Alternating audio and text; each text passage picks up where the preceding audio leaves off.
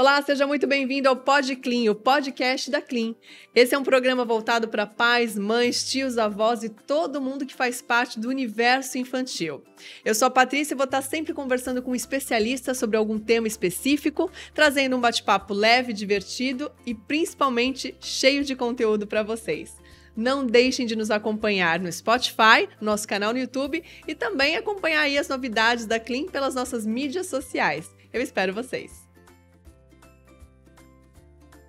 Que a alimentação desempenha um papel fundamental no crescimento e desenvolvimento das crianças, isso todo mundo sabe.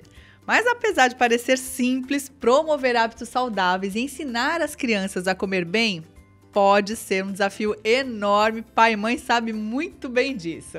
Então, junte-se a nós nesse episódio cheio de informação, enquanto nós respondemos algumas questões e trazemos as melhores formas de nutrir as crianças e construir uma base bem sólida para uma vida inteira aí de escolhas alimentares saudáveis. Quem guia a gente nesse bate-papo é a nutricionista e mãe de 2 crianças, Fernanda Caprio. Seja muito bem-vinda, Fernanda. Tudo bem? Tudo bem, muito obrigada. Imagina, é um prazerzaço ter você aqui. Primeira coisa, quero saber... Existe um jeito certo de manter uma alimentação adequada e equilibrada para as crianças? Sim, eu gosto bastante de orientar os pais, né, a respeito de um ambiente saudável dentro de casa, né? Porque a partir do momento que a gente tem um ambiente saudável, com qualidade alimentar, nós conseguimos fazer com que nossos filhos sejam bem nutridos. Mas aí eu tenho uma questão pessoal aqui. Por exemplo, a minha filha ela não gosta muito de frango. E eu percebi isso na hora da papinha, na introdução alimentar. Eu percebia que ela comia papinha de carne com vontade, assim, se lambuzava inteira. A de frango ela já ficava um pouco assim. Então, assim, tem essa questão do gosto também da criança. Como que dá pra gente separar o que é gosto e o que é aquela coisa, não quero porque eu não gosto, mas eu nunca experimentei? Então, a gente sempre deve incentivar esse consumo e também apresentar de formas diferentes, né? De repente, se ela não gosta de um frango assado, por exemplo, você pode fazer um franguinho desfiado numa torta, num muffin. Então, várias formas diferentes de apresentar esse alimento para a criança ter uma aceitabilidade maior. E aí tem uma outra questão também. Muitas pessoas falam assim, elas têm a preocupação de usar um produto que seja menos calórico, menos gorduroso, e aí ela acaba indo para o light, para o diet, para o zero. Para as crianças, isso funciona quanto nos adultos ou tem alguma restrição? Nas crianças, eu não gosto de orientar restrições quanto a alimentos, a não ser que seja por algum motivo específico, por alguma doença. Tá? Então, a criança, a gente não trabalha com produtos light, diet, a não ser por um caso específico de doença, por exemplo. Então, o ideal é ir para os alimentos naturais. Comida de verdade. Comida de verdade, que nem os nutricionistas falam, né? E falando de comida de verdade, fruta, verdura, tempero natural, existe uma quantidade ideal, por exemplo, de fruta e verdura para a criança consumir todos os dias?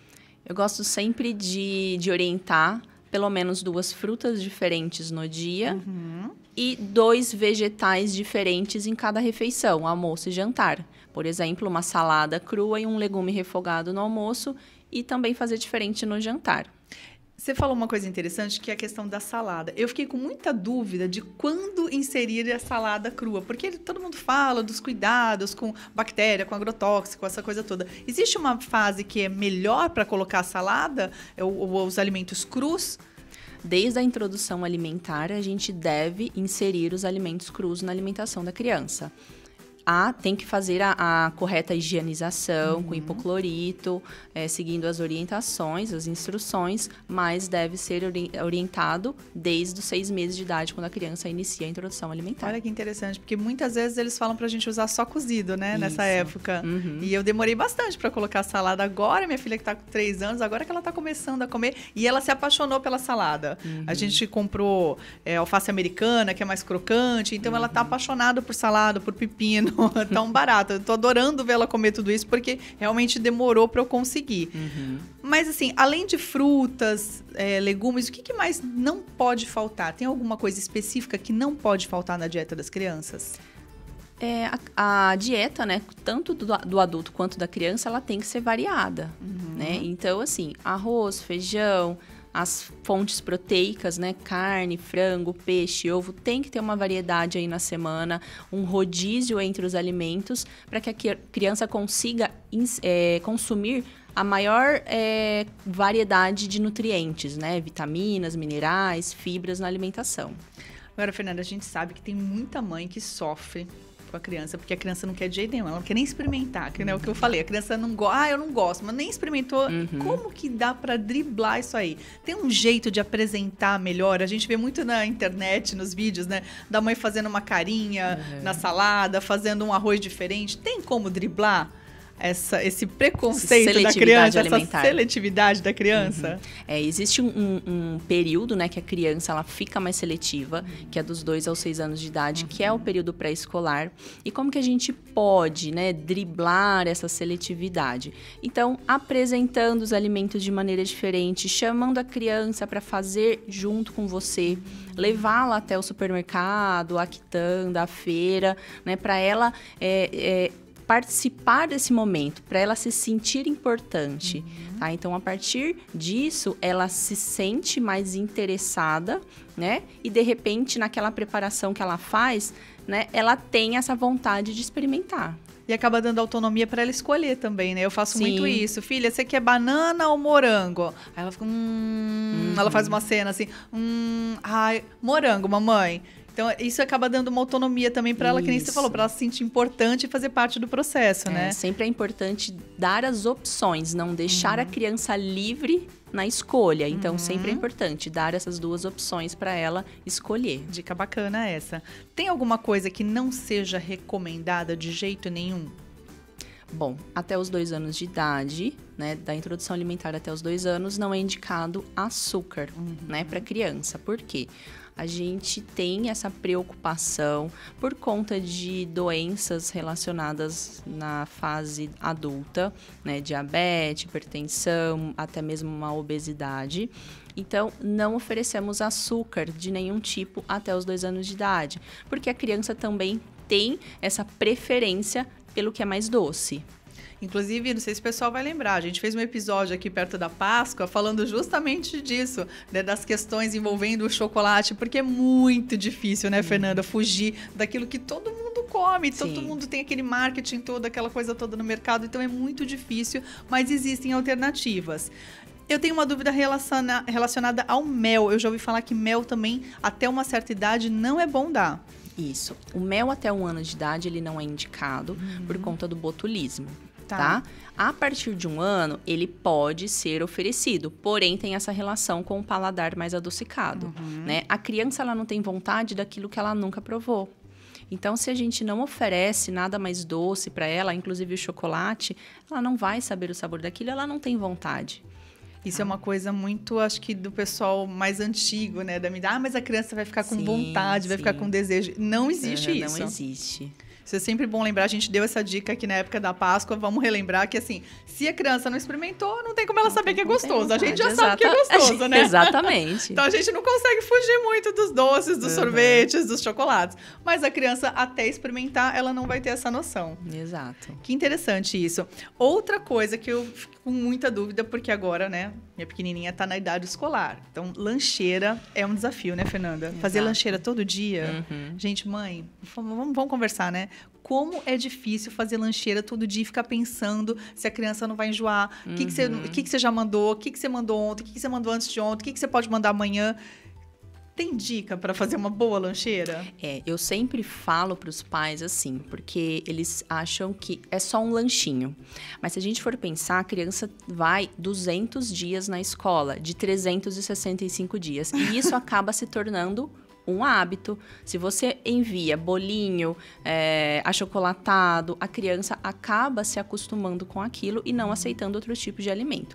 Então, a questão de fazer uma organização da semana, de repente montar um cardápio da semana, quinzenal, para você conseguir se organizar, vai num dia num supermercado e compra os itens da semana. Então, isso inclui patezinho com frango, com atum, pãozinho em formatos diferentes, né? Pão de queijo, aqueles iogurtes integral que você pode adicionar frutas picadas.